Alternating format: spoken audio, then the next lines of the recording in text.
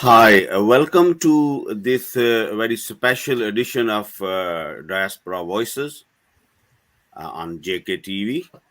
And in today's show, we will be discussing some very significant issues about education and multiculturalism and partition and ethnic minorities and Kashmiris. So we know that in Britain, the history of race relation and multiculturalism and educating people about different cultures and histories and to bring people together or closer, it goes quite back. But uh, throughout these years, uh, the British Kashmiris were somehow lumped or uh, put together with other Asian categories, mainly India and Pakistan, depending which side of the divide in Kashmir you come from. Um, and, very little was known about British Kashmiris. Even now, not many people know that two-thirds of British Pakistanis actually originate from Kashmir, mainly from the Pakistani administered side of Kashmir. So, apart from academics and some people who are very much interested in all these different communities, different British communities, uh, many ordinary people don't know much about British Kashmiris. However, through the work of people like Roger Ballard, Professor Zafar Khan, Dr. Varinder Singh Kalra, and recently Dr. Nasreen Ali, Dr. Serena Hussain, and Dr. Kramat Iqbal. These people mainly of British Kashmiri background. Through their work, more and more people are becoming aware in academia and in educational settings that while uh, the histories and cultures or needs and issues are covered related to other communities, uh, but there is not much um, about British Kashmiris, particularly not taught much in schools, not included much in school curriculum. But even in that area now, some a significant progress is coming to the knowledge of people who are interested in this community, and some very interesting work is going on. So today we will talk about um, the British Kashmiris, but also in the context of British ethnic minorities and the wider curriculum around multiculturalism and other communities. So to talk about that, we have three very learned experts in the field who are doing work on different aspects of uh, various communities and different aspects of multiculturalism. We have with us Dr. Richard Reyes, who will be talking about multiculturalism and how it is applicable today, and how different communities can be part of this, and how it can be taught, in schools or included in the curriculum. And after that, we will have with us Dr. Alison Davies, who did a very interesting research for Peterborough Racial Equality Council.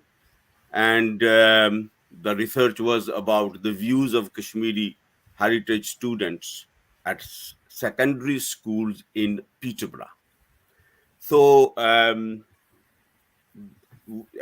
then we have Dr. Kramat Iqbal, who is a host of Diaspora Voices, and also author of Dear Birmingham, I think, and is working intensively on various aspects of minority education, and especially with special focus on British Kashmiris recently. So I welcome all my guests in the studio, and then we will take over this conversation further. So welcome all of you, Dr. Kramat Iqbal, Dr. Richard Race, and Dr. Alison Davies.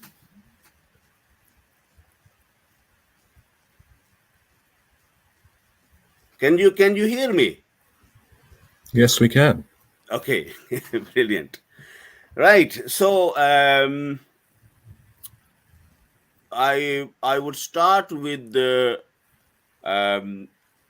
Dr. Richard, and then we will, I'll go to Dr. Alison and then Dr. Kramat Iqbal.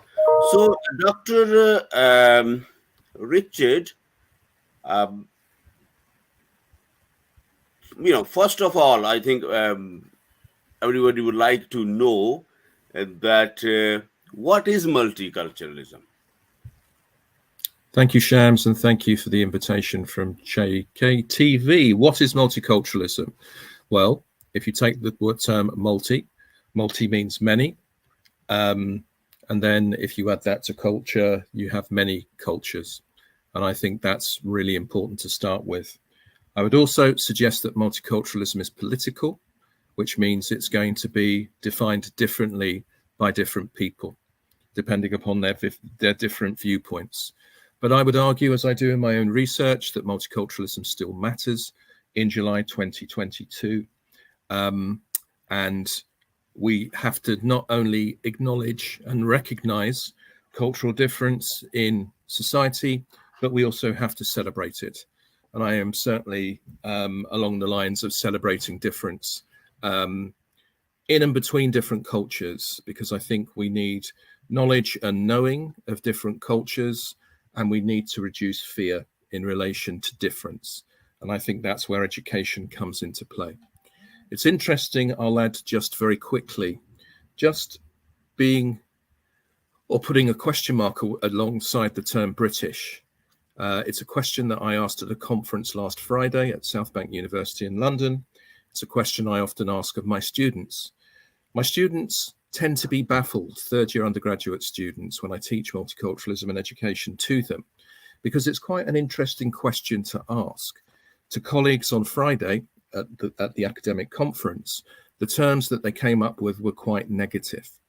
All I will say at this point is that if you take Britain to be the four countries in the United Kingdom, the four countries are very unique and very different. And we're talking international here. Inter meaning between, and national nations. So in that sense, if you're looking at different education policies, for example, you will have different policies in the four different nations, be them England, Scotland, Wales, and Northern Ireland. And in that sense, something to consider for the audience is that in relation to education, there are four very unique education systems, as there are countries that have four very different education policies. For example, Wales are introducing a new national curriculum in September this year. And England have had a national curriculum since 1988. And I can talk more about that if we have the time.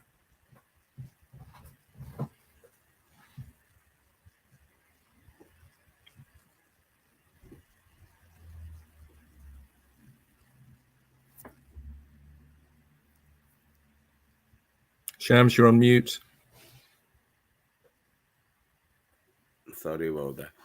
No worries. So the next question is, you indicated a little bit, but what is the relevance of multiculturalism for today in 2022 in schools or outside of schools are? Well, within an English the relevance? Within an English context in schools all over England, it's important because we need to increase our understandings of our audience. If you're a teacher, it's as simple as that. You need to know about not just Christmas and Easter, but you need to have a working knowledge of, for example, Ramadan and Eid, as well as Diwali, as well as the Chinese New Year, as well as many other celebrations that face a teacher every day in her or his professional practice.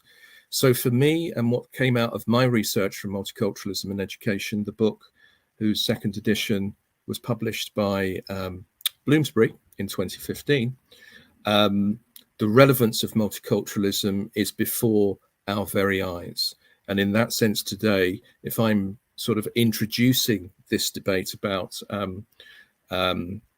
Kashmiri or the Kashmiri Diaspora, then in that sense, it's a question of how that can be taught alongside issues such as Windrush, Black Lives Matter, Black history, and other subjects which are, I would suggest, available for teachers to teach.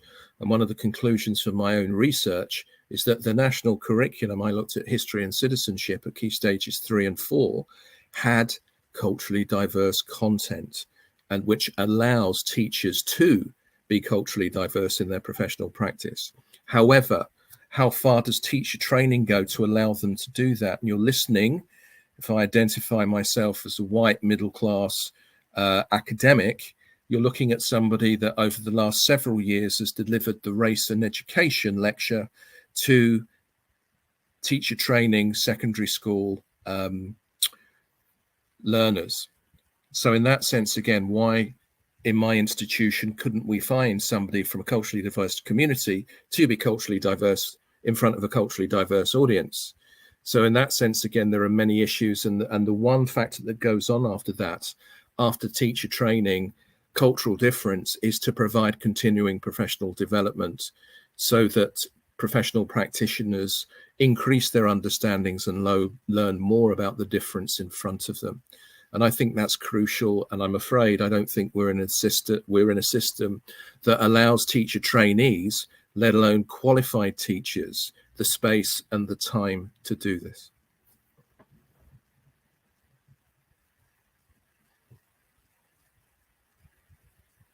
What is multicultural education? I mean, is it just about telling children that there are different communities living here and there are different festivals, or is it more than that?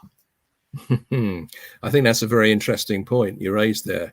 I've been criticized by my culturally diverse colleagues for talking about festivals. My colleagues tell me, Richard, we were teaching this 50 years ago, maybe longer. And I'm saying to them, well, unfortunately, your white audience and the majority of white practitioners haven't even got to that stage yet. If you've got individuals working in the academy that can't say the word black and say the word coloured, we've still got a long way to go. And in that sense, I think there are colleagues that do need that support and help to build confidence, to teach difference. And it's not just within education, it's right across the board. Multicultural education provides challenges to the existing system. And again, the challenges raised from minor changes to reform to transformation. And those notions you can find quite consistently in the literature. But I think if you look at it constructively, you've got to look at multicultural education as a pedagogy, meaning a science of education that provides opportunities for majority and minority based students, however defined, but also for teachers, more importantly, because if you get the majority of teachers and provide them with the training and support to do this, then we can get different materials into the system. The system has always been the problem. Subjects like history and geography are deliberately singular. As a historian, the more interesting history for me have been histories plural. in the sense that that means you're getting debates coming from different directions. So if you're talking about the Kashmiri diaspora, you're not only talking about communities in this country and other countries within the United Kingdom, but you're talking about global dissemination and how people are getting on all over the world. Because I'm sure that the Kashmiri diaspora are not only in England or Scotland, Northern Ireland and Wales. And in that sense, I think like Windrush that we can come back to, programs like this are crucial in raising awareness and providing perhaps teachers with the confidence to go out and find out more, not just about Kashmiri communities, but all communities that this series is looking at. So I'm hoping that listeners and viewers will find the time. And that's the most difficult thing, of course, when there's so much pressures on professional practitioners at all levels to find out more about their audience, about students from different culturally diverse communities. Yeah, interesting. I mean, from your experience or, through the work you have conducted so far, what are the main challenges and what are the barriers, when it comes to teaching multiculturalism or making curriculum reflecting the multicultural nature of society? Well, I think the national curriculum provides both challenges and opportunities. Just to remind viewers that the Welsh are introducing a new national curriculum in September 2022. I mean, if you've got half an hour, viewers, have a look at it, because it will be very different to the curriculum that's being delivered in England. If you want a comparison, and I teach this to undergraduate students at university. So in that sense, I think that's really important. The national curriculum in England, I think, is challenging because of the notion of nation. And again, it's political. So is it monocultural or multicultural? Now, as I've already said, there are opportunities to be culturally diverse within the national curriculum. If you look at, for example, key stages 3 and 4 in history and citizenship, but citizenship is a subject in England that's under pressure, and always has been in many respects. It's one of the newer subjects within the national curriculum, but there seems to be at the moment more pressure on students to get through the core subjects of English, maths and sciences. Now, even then, if you look at a subject like English literature, look at the phenomenal opportunities that you can have in relation to Indian and Pakistani literature, for example, and translating these texts into English so that the diaspora can have classical, traditional and contemporary literature from all over the world. It doesn't have to be from India and Pakistan. It can be from Spain, France, Chile, China. So in that sense, I think the national curriculum is quite restrictive in its 3 core and 7 foundation subjects. So that would be, in many respects, the challenge to find the time and the space. But the opportunities is that they are there. But it's providing that time for professional practitioners to go away, to be taught, as well as self-educating, to provide more culturally diverse options for students at all levels: nursery, primary, secondary, further, higher, right, even into adult education, right throughout the life course. So does that help, the education process and the education which children or pupils are given or delivered in schools? I mean, this kind of decolonizing the curriculum. Yeah, I would suggest it does, because it makes the curriculum more contemporary and relevant.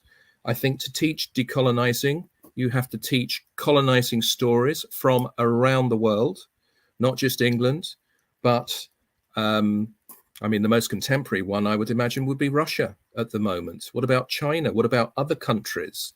What about the Americas? How were they colonized before independence? What about Australia, where the indigenous populations call Independence Day Invasion Day? What about New Zealand? What about other countries around the world? Colonizing, to understand decolonizing, you've got to understand colonizing. And there are many colonizing events that have taken place over the years, but these have to be taught. The English story is a very interesting one. But what about the French? What about the Germans? What about the Spanish, the Portuguese, the French, the Italians? And I'm not even thinking, you know, I've given you half a dozen examples from Europe. What about Asia? What about the Americas? There are many more. Got to teach it, though. But is it not that too political? Well, it has to be. Multiculturalism and monoculturalism are political concepts. Again, you're going to have different political parties in different countries that can teach it. Multiculturalism is not applicable in all countries around the world. You know, liberal, white, English academics might like to think that that's the case, or Anglo-speaking academics might like to think that's the case, but it's not. And there has to be a realization, as I've found out and increased my understandings of in front of culturally diverse groups, that for some of my students, it's fine to be critical of the term multiculturalism because it won't apply in countries, say, for example, in the Middle East or in Africa or in other places around the world. So we've got to have that sort of critical reflective lens when looking at notions such as multiculturalism and colonizing and decolonizing the curriculum.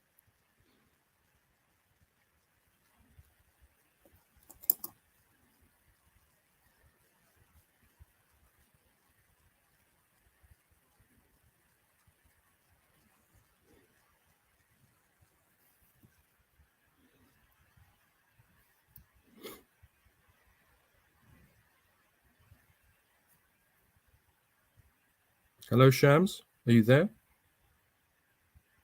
Colleagues, is anybody there? Sorry, I was asking a question from somewhere else. And so when we teach Windrush, or you know, the history of Africa, because that is very much to do with African people and their migration and going back. Yep. Should that include Indian and Pakistani migration and their issues? Yes, and without question. Should that include then Sri Lanka and Bangladesh in it? And we can say, should that include Kashmiris in it as well? Yeah, I think this is how we've got to, in many respects, redefine curricula and provide opportunities, not just a smorgasbord of cultural diversity. But I think the Indian question is an interesting one when you think about partition, because I don't think I had a very interesting conversation with a colleague from Sri Lanka about this on Friday, a few days ago, where partition, you would associate it with the ending of the empire and then the creation of Pakistan and Bangladesh, but the movement between India and Pakistan. Now, that's debatable because I think partition is a lot more complicated than that. Conservative estimates put it that over 1 million people died in that transition when people literally, you know, millions of people had to move, you know, in one direction or the other. And in that sense, I think that is, as a historian, it's a rich vein to tell the story. And I would include Bangladesh, and I would even include Sri Lanka in that. Sri Lanka is a bit different, but again, it's difficult, I would imagine, for Britain, however defined, to say that, because that was another question that was lost. I think a lot of people of a certain age would find it difficult if they hadn't been taught it, what Sri Lanka was known before it gained independence. And then you go around the world, and I think in many respects it's specific on the class and who and what you are teaching. For example, I'm examining a doctorate in 48 hours time in Lincoln, and the doctorate, I don't think I'm breaking any ethical boundaries here by saying that it's about the Somali community within the school. So Somali and Somaliland have very interesting histories. There's the connection with the British, there's a connection with the Italians. And again, this has come up recently in the media with Mo Farah, who again has told his story of being almost a domestic slave in South London when he was brought over. His father was killed in the civil war in Somali, and his name was changed. And he's very concerned about whether he has, you know, the right to remain, which you would imagine he would do because it's the Sir in. So Mohammed Farah which even isn't his correct name, which will keep him in the country. But that story applies not only to him, but to the diaspora as well. So again, for the school in Lincoln that has this Somali community, how many teachers come from Somali or Somaliland, which I think is an interesting question, and how many of the other students actually have understanding of the context, setting the scene, the history, the language? Are there cultural facilitators within the school that can bring the gap together? Again, I have one more quick example of that. In Slough, in England, whereby in the school that had a large Polish diaspora and migration into the school, this is about 10 years ago now, so this proves that these issues are still very much alive and have been for a long time. There were 14 and 15-year-old students that were acting as translators from Polish for those that could speak both Polish and English to those that have just arrived that couldn't speak English very well. So the school at that time was almost using some of the students to initiate communication between the students and the teachers. So in that sense, I think it depends upon the audience. Again, it depends upon the students. If you're a professional practitioner, you've got to apply your professional practitioner to who's in front of you. And of course, as we all know, cultural diversity is fluid, which means you need that continuing professional development to keep teachers on their toes. Because if they don't have the cultural knowledge, what is the result going to be? You're going to have one student in the corner just playing on a phone. Again, that's not education. So in that sense, the system has to be more flexible and more fluid to cope with changes in cultural diversity. Again, think of the Ukraine and how many people, that diaspora.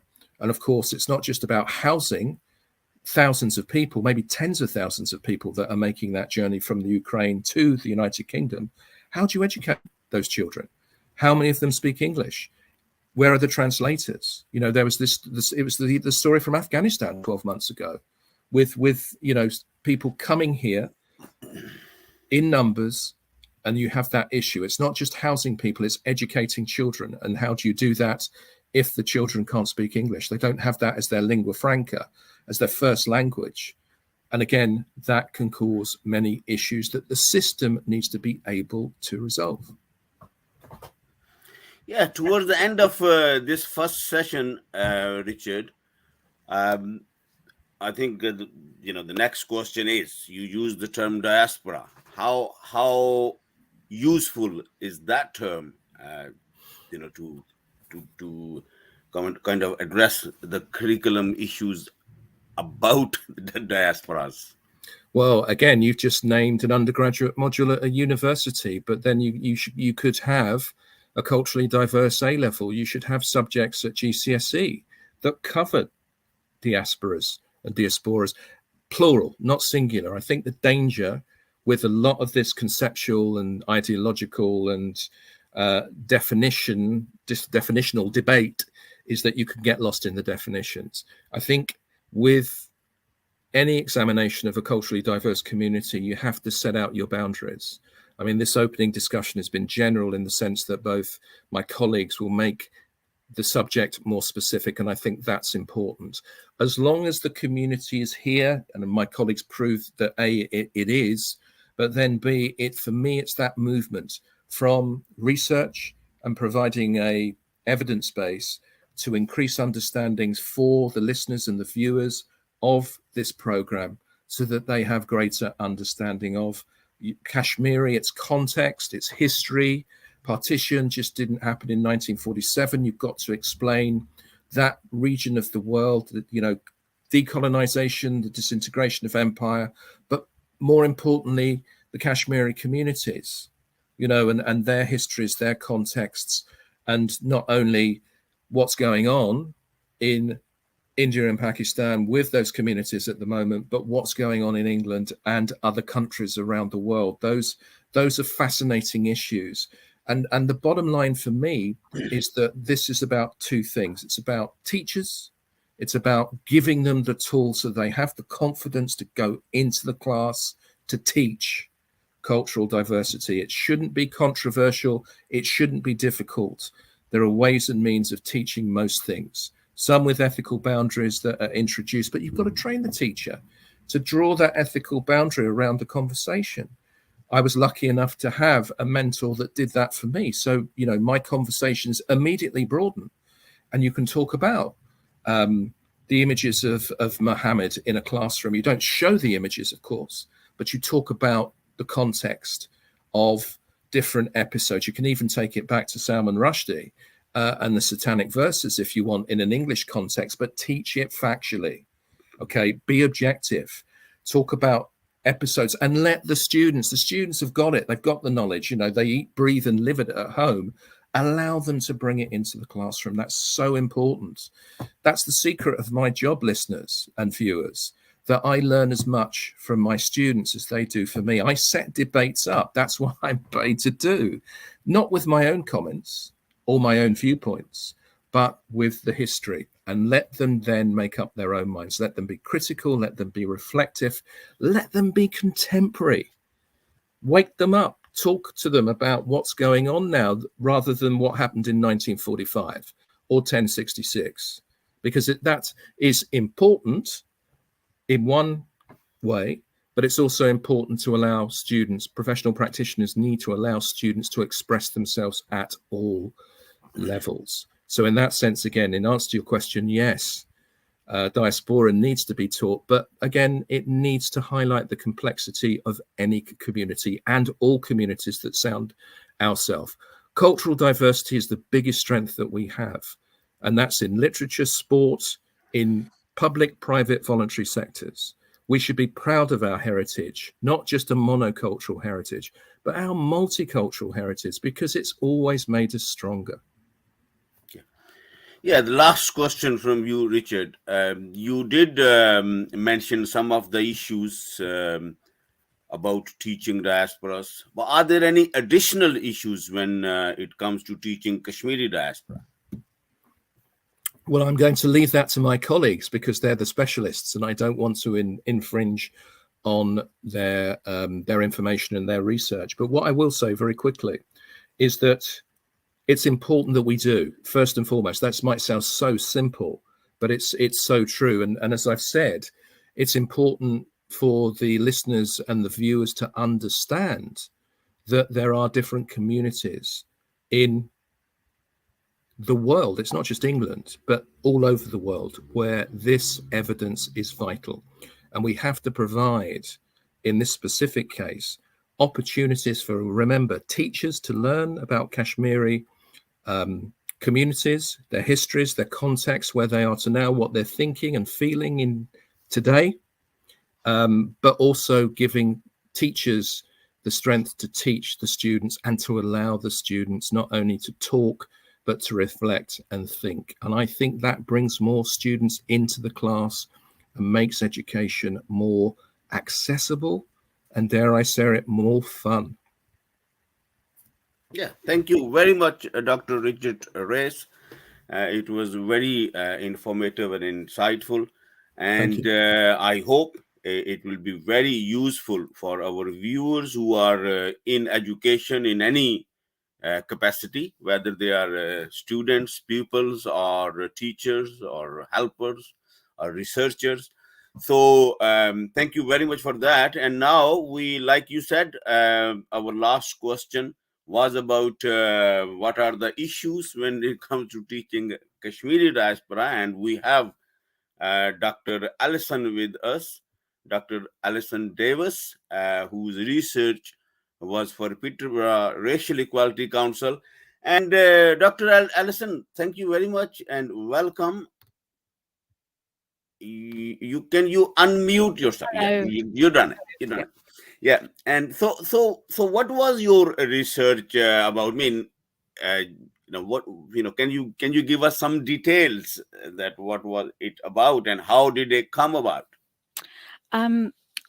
It came about because I work for Peterborough Racial Equality Council as their research officer, and over the last 25 years we've done research on issues of race, obviously of racial equality, or rather inequality, covering some of the issues that Richard has already talked about.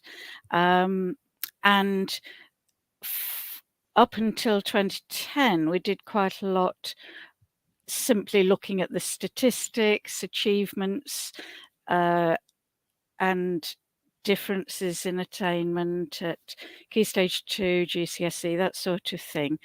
And then since 2010, we've focused much more on the views and the comments and the suggestions of the students from culturally diverse backgrounds themselves, and to bring those views and those requests in front of the appropriate authorities, whether it's schools or local authority or faith leaders, whatever. We try and work to bring those views in front of them. And so this particular piece of research was Karamat's just finding it. This particular piece of research was collecting the views of 450 students in Peterborough from different culturally diverse backgrounds. But for this presentation, I've picked out the 100 or so who described their own ethnicity as British Pakistani or Kashmiri. So thank you, Karamat. Little bit of background about Peterborough. Population just over 200,000.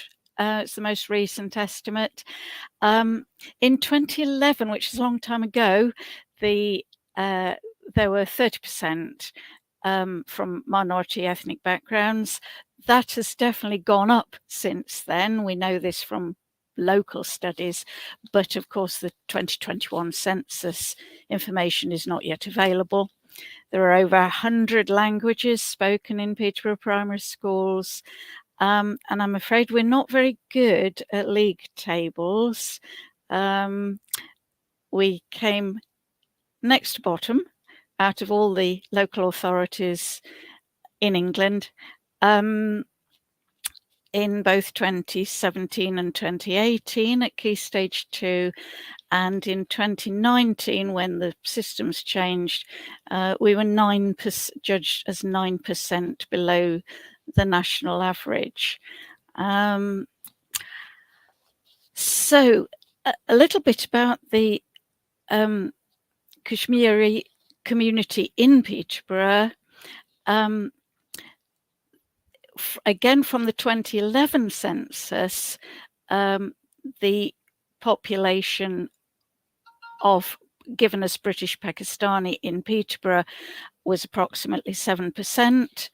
The heritage areas of the community are mainly from the Mirpur district, the Kotli district, and the Bimba district, all in Azad, Jammu and Kashmir, and from a smaller proportion from some areas of northern Punjab. And it's important to note that in the research, the participants were asked to choose their own description of ethnicity. There's a principle we have at the Race Equality Council. We respect everybody's own identification. And the comments that I've chosen for this this presentation are those who gave their ethnicity either as British Pakistani or Kashmiri. Thank you. Next. I've explained this in answer to Sharma's question. Some of the research that Peterborough Racial Equality Council has done over the last decade, and the most recent piece of research, which is the subject of this presentation, 450 young people from culturally diverse backgrounds in Peterborough secondary schools completed a survey with open-ended questions. My research colleagues will understand how long that took to analyse, and then follow-up discussions with 40 young people, most of whom were British Pakistani or Kashmiri. And the profile of the overall participants, about 25% of them identified themselves as British Pakistani or Kashmiri, and those are the ones whose views I've highlighted in this presentation. Since then, during lockdown, we have brought those young people together with City Council officers with a project to produce video materials to inform teacher staff development in the city schools. Next, please. The first thing that we asked about was a question: have you personally, in the last year, been the target of racist abuse or racism? And the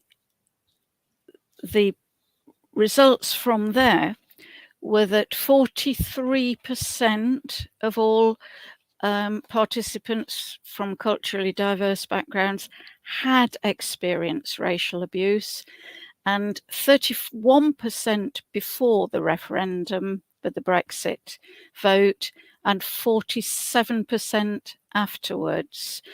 That goes along with a lot of research that shows that the language around the politics around the referendum seemed to legitimize abuse against people who were perceived to be immigrants. The situation for Pakistani and Kashmiri respondents was that 51% of them had all said individual racial abuse during the last year. This contrasts, I'm sorry to say, very strongly with what I was told by the school's one senior teacher in a very multicultural school. Told me, oh, well, you won't get any answers to that question because we've eliminated racism in our school. And that rather illustrates Richard's point that we need to hold up these issues to the school authorities and the teachers, as well as reflecting what the students themselves say. Again, with the Kashmiri heritage students, before the referendum, 39% had experienced racism. Afterwards, 56% said they had. And here's just a very few of many, many quotes that they told us in discussions. This is Zahid. A teacher asked, if I called you a P word, would it offend you? The teacher didn't really understand the significance and the severity of the volume behind that word. When my grandfather and the original members of my family came from Pakistan, they were attacked by people shouting that word. And then Atiq said, at the problem schools where most of this stuff happens, a lot of stuff goes around. Social media comes into it a lot because Muslims are always like judged in a way like targets. And if anything happens, it's always the Muslims had something to do with it. The word goes around the whole world and it spreads in schools. And that's why this terrorist word comes out to Muslim people. And one of the survey respondents said, I feel I face racist behaviour around me every day in Western society, as they have a prejudgment and misconception on our customs and religion. Abuse in the media is more of a problem. And I wish those were just isolated comments that I'd picked out. I'm afraid they weren't. They reflect what a lot of students said. Next slide, please.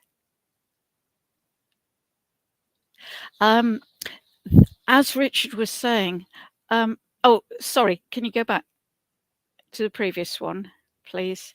As Richard was saying, the students reflect very much what teachers were, what Richard was saying, that teachers feel awkward about talking about racism.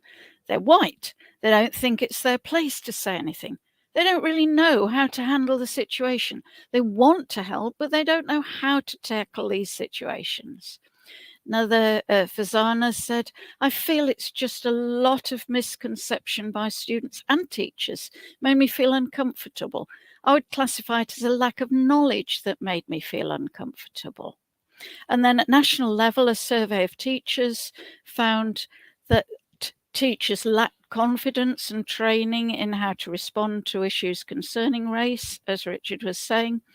Only 12% had received any training in dealing with racism as part of initial teacher training, and only 1% had received in-service professional training on those issues. That's a very recent survey from the Runnymede Trust. Another issue that came up as very important to the students to tell their teachers was the importance of religion. In Peterborough, 98% of the Kashmiri respondents gave their religion as Islam. 87% said they attended mosque or madrasa at least once a week, and 78% said their religion was very important to them. Thank you. And just a few things that reflected that came out of their lived experiences for Muslim pupils. They told us about changing for PE in mixed-sex classrooms at primary school. Girls had to hide under the tables to get changed. Compulsory shorts uniform for PE, so they had to get their parents to get them out of PE. Most schools do provide halal in alternatives for school lunch, but they're often very poor. I was told, I was just given a plate of salad and a little bun. Some children, they chose to join their families in taking part in the fast during Ramadan, and their school wouldn't let them, even though they made it clear it was their own choice. They weren't being forced to do it. Teachers didn't understand about sacred texts and tried to explain in, say, in RE, but were not respecting the Holy Quran. Lots of examples. Thank you. The next issue, which again Richard has mentioned, is the whole idea of Britishness and the government's strategy to produce what is meant by Britishness. Starting with the Prime Minister David Cameron back in 2011 stating that multiculturalism is dead. We won't debate what he meant by that. My friend Richard describes in great detail the shift from multicultural to integrationist citizenship. Since 2014, schools are required by law to promote what are described as fundamental British values. There is a duty for teachers to report students they feel are vulnerable to being drawn into extremism under the prevent duty. And as Richard has spoken, there's a revision of the national curriculum in England to promote British history and English literature. And most recently, Ofsted is required to monitor pupils' understanding of fundamental British values. So we asked the students about, first of all, what they thought British values were, remember, this is a survey, 450 students all putting down their own answers. And by far the three most popular items that came up that they wrote about, number one was fish and chips, number two was drinking tea, and number three was the Queen. That's what they saw as British values. But when they started talking to us, they understood values. They understood faith values, Islamic values, Christian values, human values, but they didn't understand why any of these were particularly British. So this student said, I have no idea what really constitutes a British value. It's an ever-changing thing. No definitive British value is in practice for all time. Quite a few of them actually expressed the values that they felt they had received from British people, or from white English people, to be precise. And these were discrimination, colonization, hatred, blaming entire groups for the actions of a few, denying the existence of racism and generalization of non-whites. As a white person myself, that makes me think and feel very ashamed. One of the students wrote this wonderful poem. I hope you don't mind me reading it out. Zain Awan was one of the young people involved in the original survey. He's since gone on to be a poet and a photographer, and he keeps up his activism for racial equality. Teach me about British values. How much Britain valued us back when? British values back then? Migrants who build, not migrants who stay. Britain valued lands as plantations, humans as subjects, subjects as cultures, cultures as outfits. Are you worn out yet? Thank you. Next, please.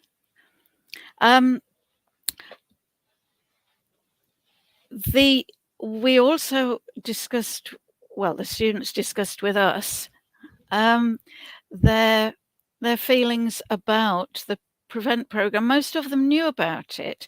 They knew that teachers had a duty to report students who were deemed to be vulnerable.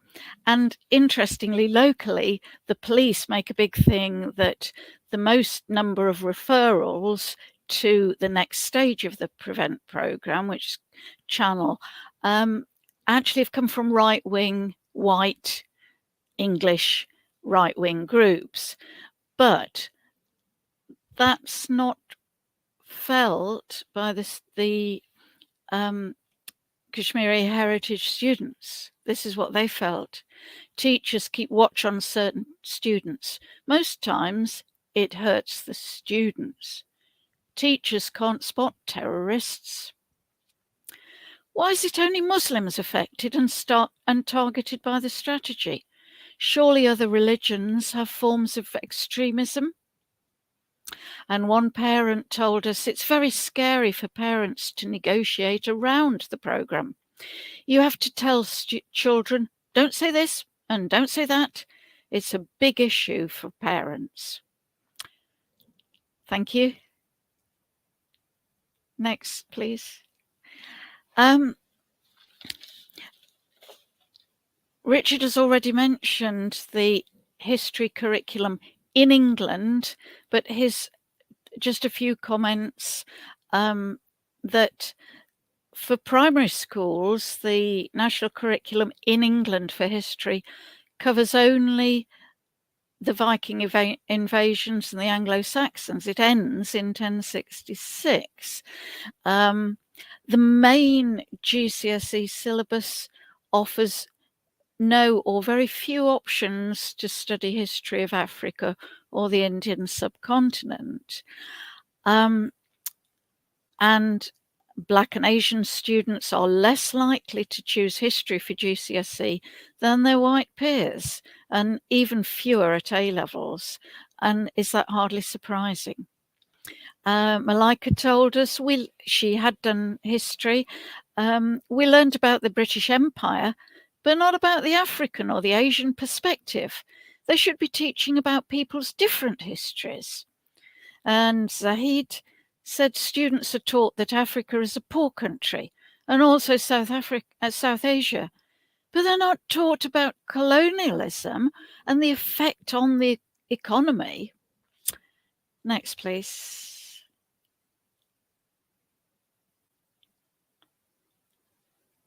Next slide, please. And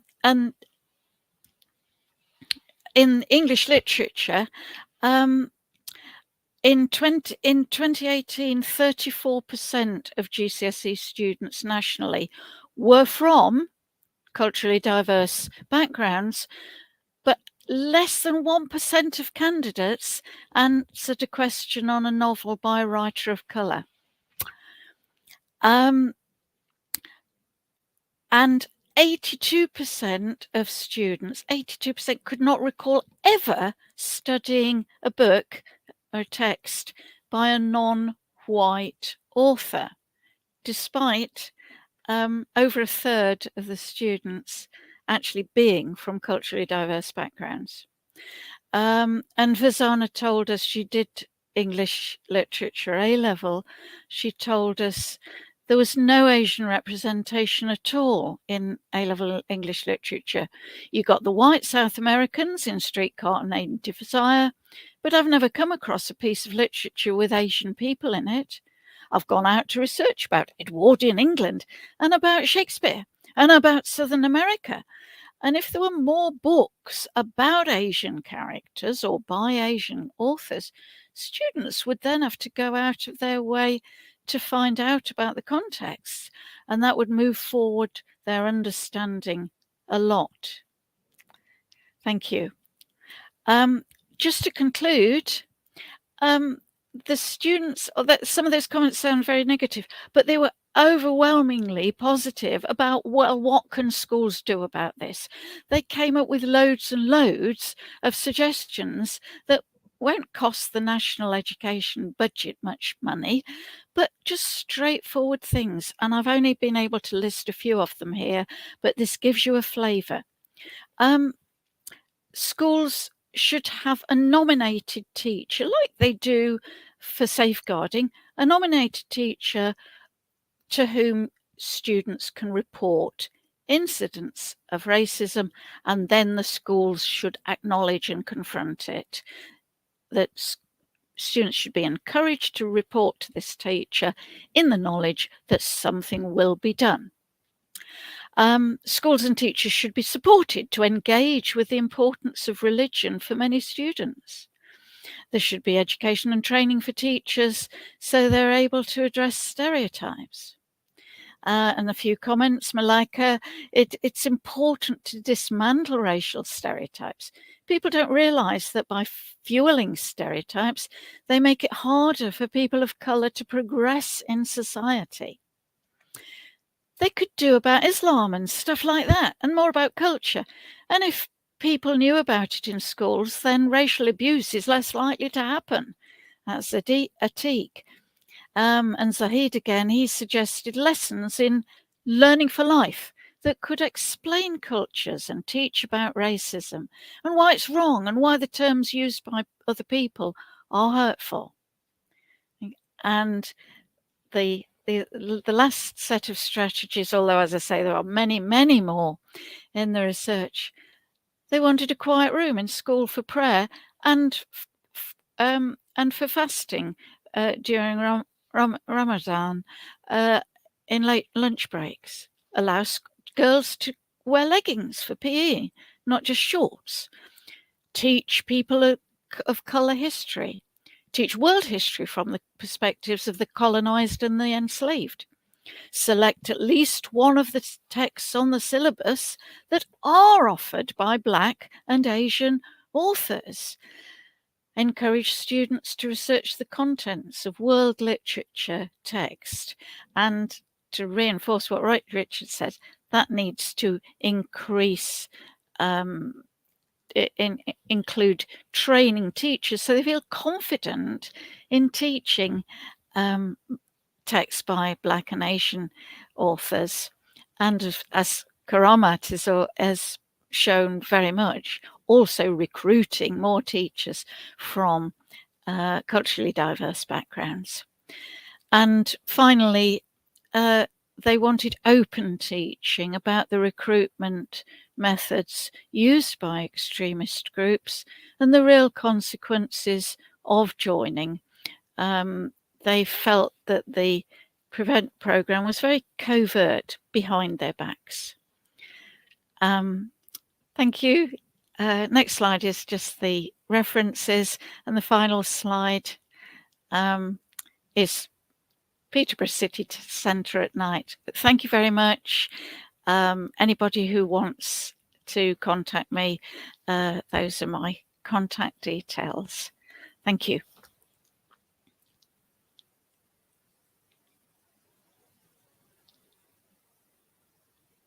I can't hear you, Shams.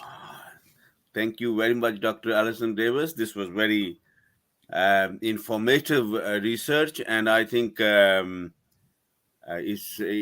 gives very interesting picture of school life, how is seen by people from different cultural backgrounds. And our next guest is Dr. Kramat Iqbal, who is also involved in research concerning education in Britain, and his presentation is on Ethnic Capital, a case study of British Kashmiri parents' role in education. And I will leave you three, Dr. Kramat, to make your presentation, and then you three can conclude it. And so I hope that you will be able to finish within the allocated time. So all the best.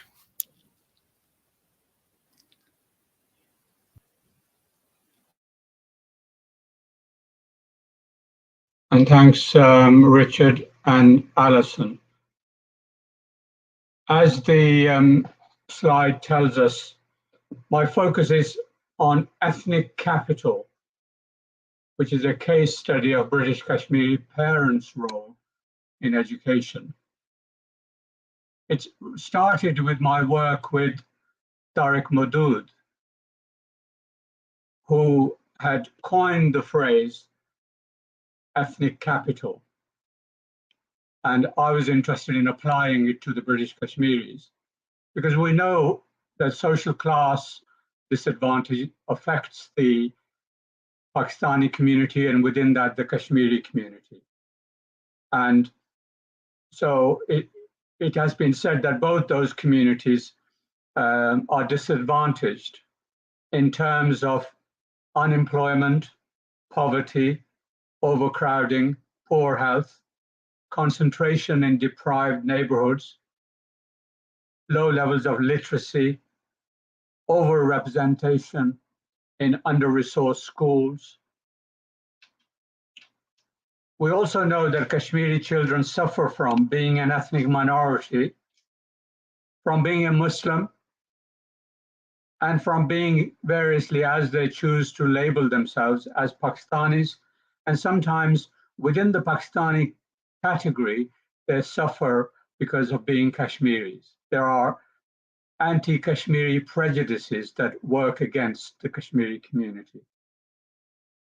And yet, the Kashmiri community, and more broadly the Pakistani community, sends a disproportionate number of their children to university. I think both Tariq, Maudud, and I were wanting to know why this was. Why was it that the children were achieving against the odds?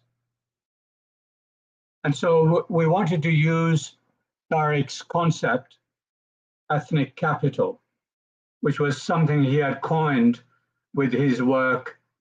I think it was mainly in Slough amongst the Pakistani community, but we know many of the Slough Pakistanis are actually Kashmiris. And at the time, Maudud was trying to understand his research question was, why do British Pakistanis have such a high level of participation in higher education when they are a disadvantaged community?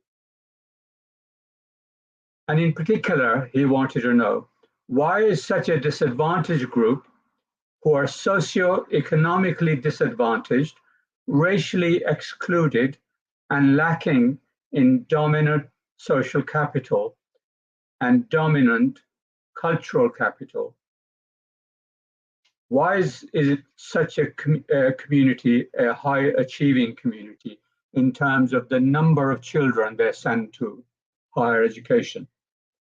And Maudud had his inspiration from two concepts, ethnicity as resource and ethnic social capital.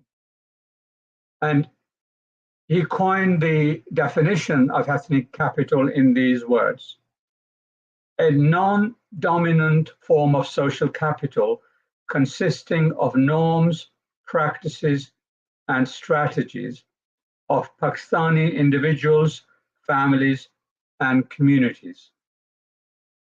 It focuses specifically on three things that he thought explained educational success: familial adult-child relationships, transmission of aspirations and attitudes, and norms enforcement. He presented a certain causal sequence. Number one, parents and the family have ambitions to achieve upward social mobility. Secondly, they believe that education is the important way of achieving their ambitions. Thirdly, and consequently, they prioritize the acquisition of education. The parents use their authority and power and their relationship to convey this to the children. The children internalize the message and develop ambitions and priorities that are consistent with those of their parents. And finally, the children do whatever is necessary to realize the ambitions. My research was conducted amongst 7 Kashmiri academics. And because they are academics, that would give you a clue that they were educationally successful. Some had PhDs, some were working towards PhDs, some had masters or were graduates or were working for these qualifications. I interviewed them, usually lasting about an hour. I then transcribed, analyzed the data, and the findings were that all the parents we heard about valued education and found different ways to engender respect for it in their child. The parents provided good parenting, encouraged the child to do their best. The parents provided the educational air that they breathed. I think one interviewee told me there was an educational vibe in their family and an extended community. Even parents who didn't have the confidence to go to a parents' evening at home did their job of encouragement. Read you this quote from about a mother who had not gone to school herself at all, had said to her son, or her son is describing her, "My mother has always been supportive of education.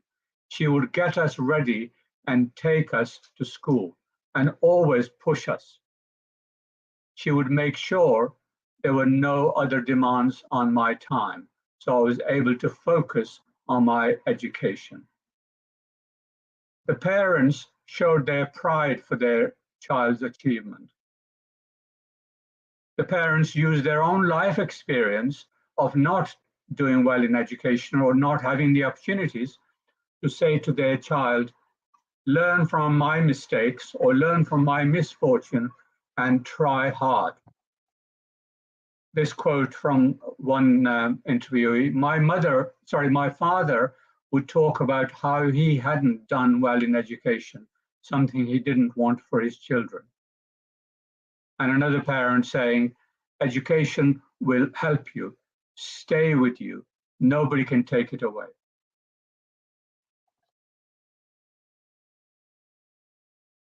The extended family played a very important role in that they reinforced the messages that the parents had given. Whenever there were family gatherings, there was education talk. How's your child doing? And what they really wanted to do was tell you about their child because they were proud of the child. And they would then encourage each other, share notes on how to do it, how to support the child. Uncles would talk about education and its importance. The community provided an encouraging infrastructure. One quote, "My aunties are always supporting and encouraging. They would frequently stress to me and to my mum how important education was. Cousins who had achieved in education would be looked up to for their example." And here's a quote about an uncle. When the child's own parents had not been to school and could not speak much English and certainly couldn't read and write, therefore didn't understand the education system. This is what he says about his uncle. "My uncle was educated. He was a role model for me. It gives you an opportunity to see how things are different in terms of they've been educated, how their lifestyle is different to our lifestyle, for example, or in terms of the manual work my father was doing compared to the professional work my uncle was doing." Here's some detail.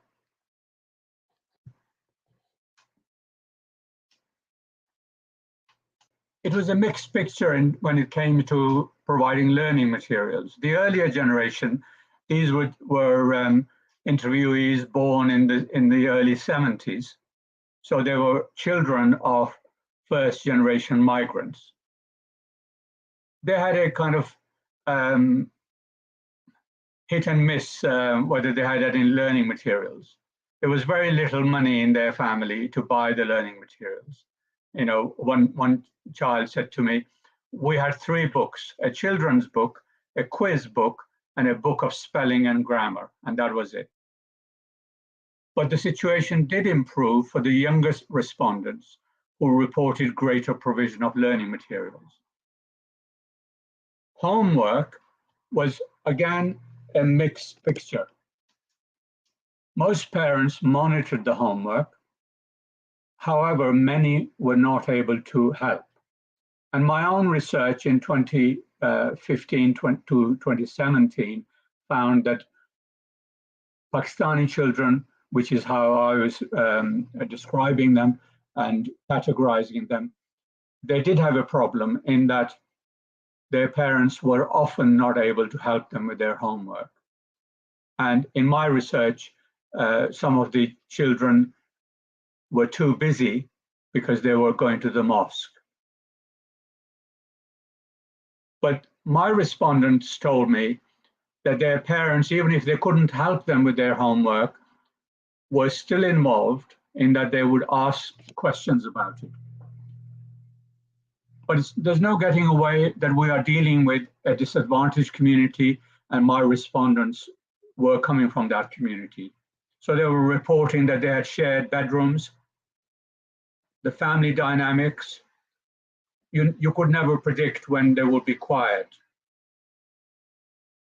And the parents couldn't help the children. Parents' meetings at school, the earlier generation didn't attend those. And if they did attend them, they wouldn't understand what was going on.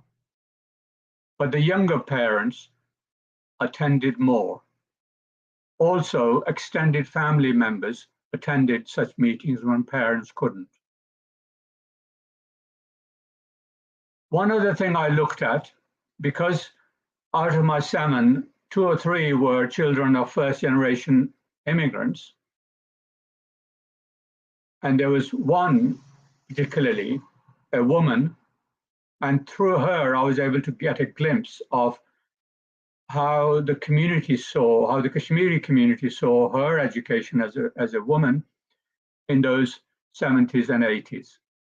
And I was able to compare it with the later generation. And in the earlier phases, our community did not value girls' education.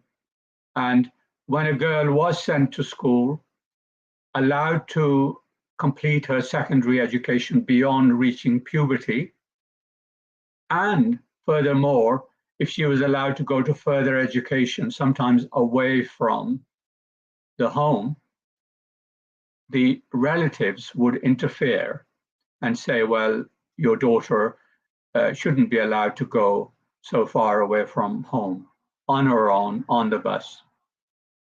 You never know what she might get up to. But I'm pleased to say those attitudes have changed, and some of the younger women I interviewed told me that there was no problem. They were treated equally in their families, equally with their brothers. So in conclusion, I would say that educational drive is integral to the lives of British Kashmiri parents and families. Parenting was central to the process. The children became regular attenders at school, were respectful of their teachers, worked hard, generally focused on academic matters as necessary, completed homework if they could, but generally they followed the advice of their parents, which was to respect the teachers and work hard and behave well and attend regularly. The parents had clear rules and regulations regarding their children's leisure activities. They generally knew where their child was. the ethnic capital of the Kashmiri parents compensated for their economic disadvantage. Family norms and the broader community networks and values provided the aspirational air for the young. School teachers and educational policymakers should inform themselves of what the Kashmiri parents do at home and in the community. This will enable the teachers to show more respect to the parents and will also help them to build on what the parents have already put in place in the children, the values they've given to the child. And it will help the teachers and the policymakers to create better homeschool partnerships. And the last point I'd like to make is this was a small-scale research project. My recommendation is that similar research should be undertaken, but with a larger cohort and with a particular focus, not just on ethnic minorities or Asians or Muslims or Pakistanis, those broad categories, but with a particular focus on the Kashmiris, whose children are one of the largest ethnic minorities in the schools. Thank you very much.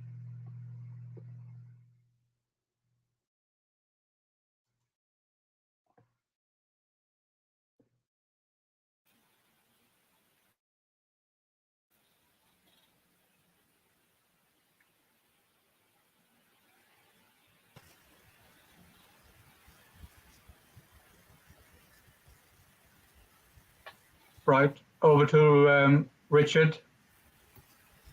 Okay, colleagues, thank you very much for those two presentations. I've got questions, too many questions as always with limited time, but I'd like to ask Karamat the first question. Your first conclusion talks about an educational drive. How do you do that? What do you mean by that? I mean, I know what you mean by that, but again, how do we get a system that seems to be structured against issues such as the ones that we've been discussing for our audience in relation to this program?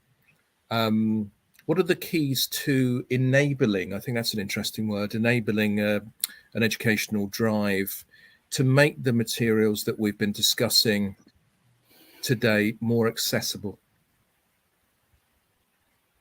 I think in summary, what I would say is traditionally we have known of concepts like the immigrant paradigm, where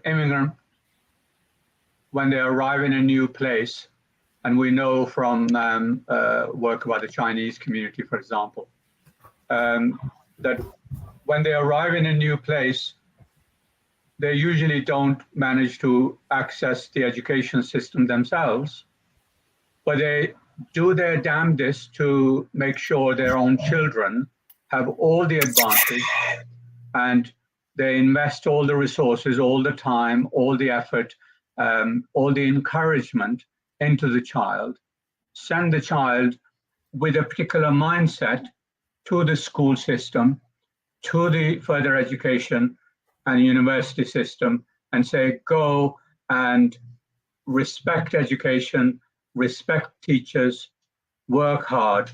And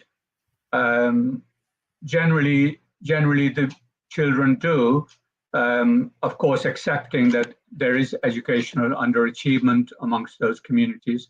So for some, there's no matter how much drive you have, no matter how much encouragement you have, you're still disadvantaged because maybe of your social class or your ethnicity, where you live, which school you attend, and so on.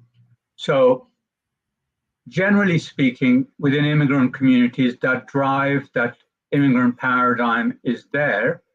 They want their children to do well and achieve, high professions. I think we need to find ways of understanding it, encouraging it, building on it, and respecting the parents and the community who initiate that drive in the first place. So there are implications, I would say, for both your areas of work, both Alison and yourself, in terms of working with teachers, because we know when a parent doesn't show up at a parents' evening, they are categorized as hard to reach, and before you know it, they're labeled. And actually, those same parents could be doing something amazing at home. And it's because of that their child is doing so well. Very interesting thoughts there. Thank you for that response. Moving across to Alison. Alison, I was fascinated by the statistics that you revealed to the audience in relation to racism and racist abuse. Of your sample, 43% claimed that they had been racially abused, and 51%, which is over half of the Kashmiri Pakistani community as well. Here's a simple question that has a very complicated answer. How do we teach racism in all sections or sectors of education? Do you mean anti-racism? Yes, Alison. That's a question for Alison. Sorry, Alison. Well, I think we've gone backwards. When I was trained as a teacher in inner London a very long time ago, we studied anti-racist education. That has all been squeezed out of teacher training programs. So I know that probably doesn't help. But what the answer that the students would give is yes, educate teachers about not perpetuating stereotypes, how they rise, all that sort of thing, but then how to handle reports of racism, and by confronting stereotypes about different communities, I think is the first step, and certainly the young people would say is the first step to getting people to understand each other. And for students to, one of the things they asked for, which I didn't have time to include, they wanted more events, organised events that brought together people from different communities to learn from each other. That was what they said. They're big believers in contact theory, although they probably hadn't ever studied it. And yes, they just wanted to get opportunities to get to know each other, and to learn about each other's cultures, each other's histories, so that other people they all understood each other better, which to them was the first step of then not making stupid racist comments. And I think that's really interesting as well, in the sense that it sounds so simple that we bring communities into schools as experts in their context, their history, and it sort of changes it changes fundamentally schools' relationships. But I think teachers and senior leaders have got to be comfortable with that, in the sense that it's not about inviting parents to come in and do the jobs of teachers. It's actually sharing their experiences, sharing their knowledge, to allow, not only, as I suggested earlier, not only allow teachers, but also students to increase their understandings of their own histories, because they're probably getting this at home. But I think it would be interesting as the school as a setting, or college or university as a setting, to allow these discussions to take place. And I think that's really interesting. I also believe that with racism, you've also got to teach at all levels and have an understanding of race, racism, structural racism, institutional racism, before you get to notions such as whiteness, white privilege, critical race theory, which has become very topical recently, but can, I would suggest, be taught objectively rather than factually. And I think that's within an academic freedom boundary. And again, these issues have to be taught, can be taught, provides fascinating conversations for students as well as teachers, not in a threatening way, but in an educational way. Which brings me to another question for Karamat, in the sense that, again, this seems like an obvious question, but I think it's incredibly complicated. How, Karamat, do we get more schools? Let's just keep it at schools, primary and secondary schools. Secondary schools, Key Stage 3, Key Stage 4 in England. How do we get more schools to teach Kashmiri, Pakistani citizenship, history, literature? How do we get more schools to actually deliver this content to not only Kashmiri students, but students from other cultural, diverse communities? That's $1 million question, Richard. I think multicultural education, anti-racist education seems to have been deprioritized, gone off the agenda. Right from teacher training level, there's very little time on teacher training, for example, to discuss these issues, and very little time in the school CPD programs for these issues. We have the Black History Month, but there's been an ongoing battle with that to mainstream it. So it's not just for 1 month, but actually for the whole year. And there is early kind of struggle going on to place South Asian history on the curriculum. And the hostile environment is not just there for immigration and Black and minority ethnic people in society, but the hostile environment is also there for multicultural education. And so I think there are some big struggles that we have. And for the Kashmiri community, there is an additional struggle in that many of them are labeled Pakistanis because their parents and grandparents traveled on Pakistani passports. And so ethnic categorization records them as Pakistanis. 2/3, maybe even 3/4 of them, of our children in schools, are not Pakistani, but they're actually Kashmiri. But sadly, the awareness of that fact is very low amongst teachers and education policymakers and academics. And there's been very little written about it, and very little literature.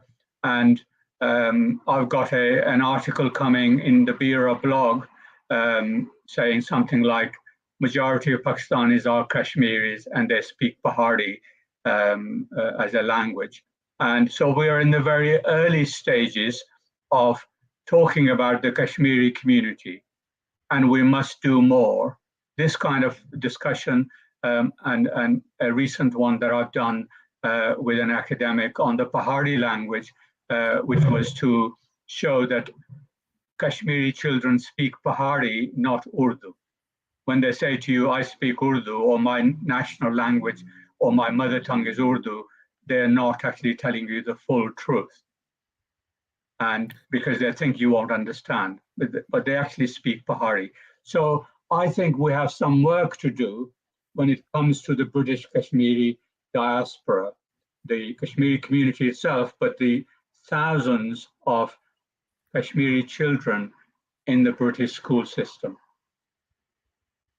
I totally agree with that. I mean, again, I think if you're an advocate of multicultural education, like I am, Alison mentioned the stereotypes. You teach those when you talk about country, but when you have the identities exercise, when I get all of my students to actually define their identities, plural rather than singular, I ask them how many languages and dialects they can speak. And of course, you get students all over the world, not just from Kashmiri, who are saying 3, 4, 5 languages and dialects, which again, I think underlines not only the cultural diversity, but the complexity of the region, which, as I totally agree with you, you've got to have an understanding of if you're teaching it. But I think, as we all agree, you've got to provide the environment for professional practitioners at all levels to increase understandings of the one community and the many. It's about you. It's for a teacher. It has to be about the students in front of them. It's not about the teacher or the lecturer, however defined. It's about the students, and again, it's providing them with the opportunity to express themselves. Yes, bring the community into the school if there are no experts. I mentioned that term, cultural facilitator. Use the community. Don't abuse the community by giving them too much responsibility and doing half of your job. But if they can come in and help and improve professional practice, and we can have greater connections, because of course they exist and they've existed for many, many years and decades, collaboration between community, school and community. And I think that is one of the ways, perhaps the major way, of getting this material across. So there's a lot going on in the background, and when it's actually taught in the classroom, in many subjects, not just one, but many subjects, again, there can be raising of cultural awareness for the students as well as the teachers. Now, my friends, we have reached our time deadline exactly. Shams, are you there? No, I think he's probably disappeared. Thank God for editing then, that's all I can say. That's a shame, but I think we've hit the target, my friends. I think that's very good, actually. Yes. What did you think? Alison, what did you think about the last 2 hours or so? Yes, I think it was. Are we still being recorded? I think I can we are. stop it if you want to say one final comment, and I will then stop the broadcast. It's all this bit will be edited out, Alison. I mean, what I just said there.